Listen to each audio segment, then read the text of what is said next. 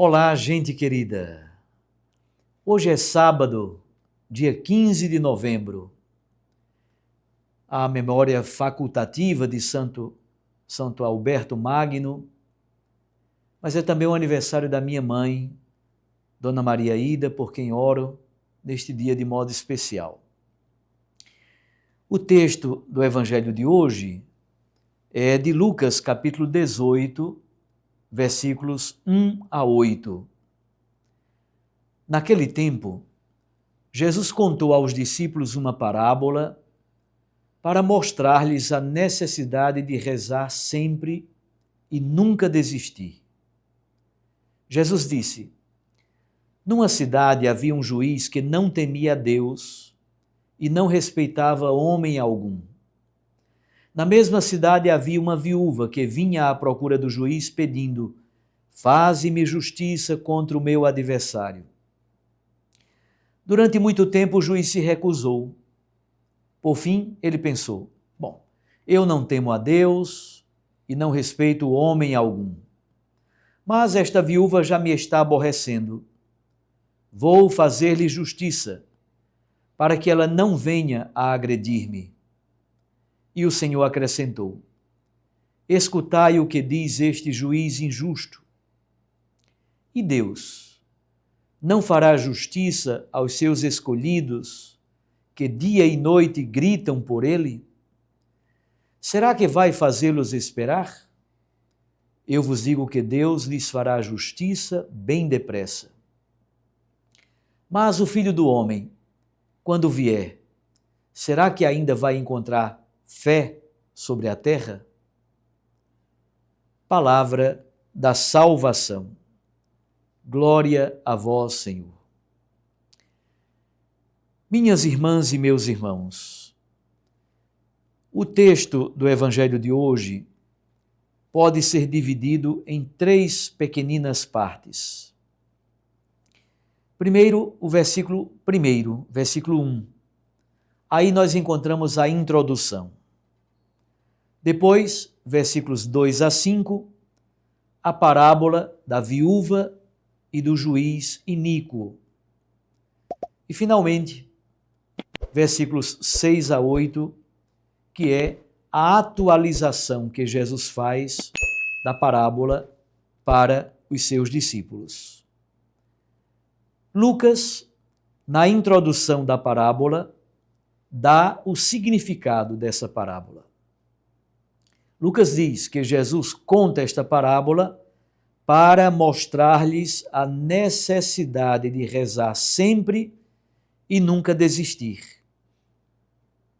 Insistência e perseverança são dois valores importantes na vida de oração.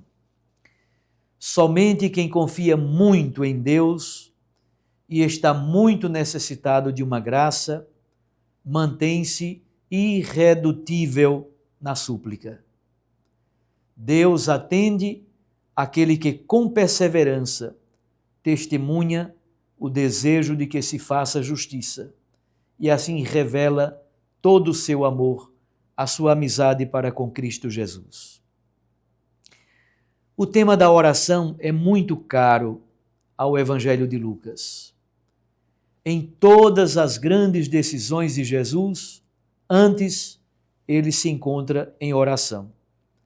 Ele ora, por exemplo, no batismo, em 3:21, antes da escolha dos 12, 6:12, antes da profissão de fé de Pedro, 9:18, na transfiguração, 9:28, antes de ensinar o Pai Nosso, 11, versículo 1, na agonia do Getsêmani, capítulo 22, versículo 40, e, obviamente, na cruz. Durante todo o período em que esteve na cruz, Jesus orou. No Evangelho de Lucas, Jesus é o orante por excelência. Por isso, ele insiste com os seus discípulos sobre o poder da oração. Nesse caso, é uma oração de súplica, numa causa que envolve a justiça, a escuta da prece, do pedido de uma pessoa frágil e pobre. É assim que deve ser apresentada a nossa causa diante de Deus. As viúvas, juntamente com os órfãos e os migrantes, eram um grupo especial. As viúvas simbolizavam a categoria social mais frágil. Às vezes, elas eram expostas aos abusos do poder, porque tantas vezes não havia ninguém por elas, somente Deus. O juiz não respeita nem Deus nem as pessoas. A viúva não se resigna, ela não se dá por vencida, ela não se acomoda, pede de modo insistente e forte. E o juiz resolve atendê-la para se ver livre dela, para não mais ser incomodado por aquela mulher importuna. Jesus não tem vergonha de comparar a ação de Deus com comportamentos humanos, às vezes bem negativos. Um ladrão noturno, um administrador desonesto, um juiz injusto. Mas atenção, Jesus argumenta, tirando as consequências. Em argumentação retórica se diz a minori ad maius, isto é, parte de uma coisa menor para, na verdade, tirar um ensinamento muito maior. Jesus acrescenta um algo a mais, um plus. Se aquele juiz que é iníquo, que é ruim, que é desonesto, agiu daquela forma e terminou fazendo justiça à viúva, imagine Deus se ele não fará justiça aos seus eleitos que clamam por ele dia e noite. É assim que Jesus está refletindo. Deus fará justiça bem depressa. Nesse contexto de reflexão sobre o fim dos tempos, é bonito encontrar esta certeza. Deus é o justo e o bom juiz. Ele nos fará justiça e julgará a nossa causa. Ele é o defensor dos fracos e dos oprimidos, dos pobres e dos desvalidos. É como se as comunidades lucanas dissessem: por que o Senhor demora?